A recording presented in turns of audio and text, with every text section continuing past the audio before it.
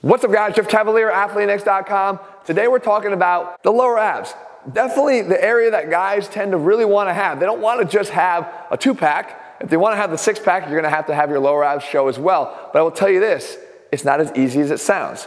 Especially when you look at the fact that a lot of us are being fed misinformation, and I want to clear that up today because I followed the same misinformation. I learned a lot over the years as I went to school and became a professional and started training people. I realized our abs actually are a little bit different than we might have thought they were. And I suffered from not having the right information. So we're going to clear that all up today, all right? And we're going to cover 4 myths in the process and tell you how you can overcome them and get it right. First and foremost, we got to talk about nutrition. When you're looking to get a six-pack, and most importantly, your lower abs, there's a myth out there that just having a decent diet is good enough. Guys, I'm going to tell you this. If you have a decent diet, you're probably going to see that much of your abs right there. Maybe the top 2. And the rest of it's going to be pretty flat. But if you want to get the middle abs to show, you get a little bit more serious about your nutrition. You start following a good diet. But I'll tell you this right now, no BS. If you want to have your lower abs show, you're going to have a great diet. And that means you're going to have a solid nutrition plan that you are very consistent with. And I'm not going to sit here and say which one is exactly the perfect nutrition plan because there's a lot of people that will swear by the way they eat and how it works for them, and that's great, but it better work forever.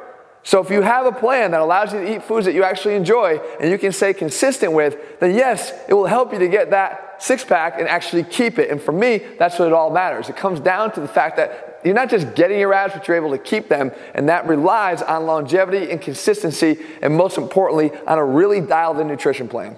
Number 2, my approach to ab training changed over the years because I thought that all ab training was ab training, right? There's a point where I actually thought sit-ups was all we needed to do. And a lot of people actually approach their ab training that way. I'm going to do X amount of sit-ups every single day. Sit-ups alone, a top-down movement, are not going to cut it. If you really want to get your lower abs to show, then you're going to have to start to train them a little bit differently, meaning with bottom-up movements. Now, why is that? Because we know that the science of it, that the rectus abdominis is one muscle that contracts all or none, no matter how we move it from the top down or the bottom up. But here's the reality, guys.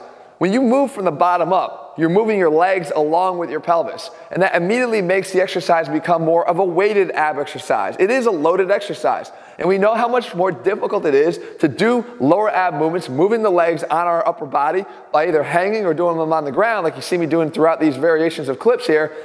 That's adding weight, and what it's doing is it's actually activating type 2 fibers more than it is the type 1 fibers in your abs. And that's because we're adding an overload. So when you say that you don't need lower ab movements, guys, the lower ab movements themselves, by virtue of having to carry the extra load, are going to activate different fibers, and even the angle of the activation is different because of this bottom-up approach versus top-down. So you can't just think regular sit-ups are enough. You got to start incorporating specific lower ab movements if you really want to get your lower abs to pop. Which leads us to the third area here that you're going to have to tighten up, and that is how you're performing your lower ab movements. You see, because I just talked about the value of using those legs for the added resistance here and what impact that has on your lower ab training. But the thing is, don't mistake the fact that just because your legs are moving that you're training your lower abs. As a matter of fact, I would argue that the biggest mistake I made throughout a lot of my early years of ab training is that all I did was swing my legs and activate my hip flexors and let everything else go along for the ride. What you want to do instead is let the pelvis take the legs along for the ride during all of your activities. So here's the difference. If you see me on the ground here, this is a version where I'm literally just pulling my legs straight up, but you'll see there's very minimal activity of the pelvis. And we know if we want to contract the abs, what we need to do is we need to take the pelvis and turn it into a posterior tilt. We need to get it off the ground and rolled back. So if I'm just moving my legs here, what work am I really doing with my abs? Very little. So instead, what I'd rather you do is focus solely on what's going on with your pelvis. Take it down until it's in contact with the ground, and then initiate the move so that the pelvis is coming off the floor first. Regardless, the legs are going to come along for the ride. They're connected at the hip, guys, so they're going to come along. You just have to make sure that you're not focusing on just moving your legs. And no matter what exercise you're doing, even if you're hanging from a bar like you see me here, the action's always happening at the pelvis. Forget the legs, guys. Use the pelvis as your moving point and focus on what it's doing and not necessarily what your legs are doing. And last but not least, guys, we have to change our conception of what core training is. People always say, I'm training my core. Really what they're doing is they're working their abs. There's a lot more to your core than just your abs. But when we talk about the lower abs, we have to expand a little bit lower. And what I'm talking about is if we're concentrating so much on the pelvis and we realize the importance the pelvis has on lower ab training because of the attachments of the rectus right into the pelvis, then we also have to realize, well, other muscles actually attach to the pelvis from below. So involving them or contracting them is going to have an impact on that very same pelvis that we're focusing on moving with our lower ab movements. So there's a great opportunity here. The adductors are one of the key areas you want to do that with. So when I approach any lower ab movement, if it provides the opportunity for me to do so, then what I want you to do as well is to start crossing your legs and at least squeezing your adductors. What that does is it creates stability of the pelvis from below. And anytime we want to generate force from above, if we have a stable base from down below, we're going to be able to do that better. It's the same idea I always talk about if we're going to try to jump, and I gave you one opportunity to jump as high as you possibly could. Would you rather jump off of this solid box right here, or would you rather jump off of sand? If you try to jump off of sand, when you try to exert force and push down, all that force will be dispersed into the sand. Right? No stability from below. If you try to push off of this box, all that stability is going to provide you the opportunity to jump your highest.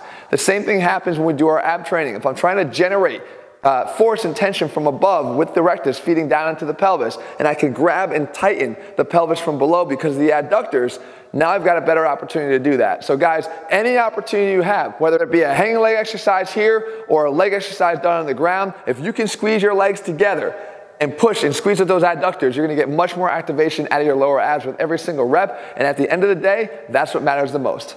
So there you have it, guys. Hopefully lessons learned here so that you don't have to make the same mistakes. And a lot of times, guys, it's not mistakes. It's the information that we're fed. We simply take it and run with it.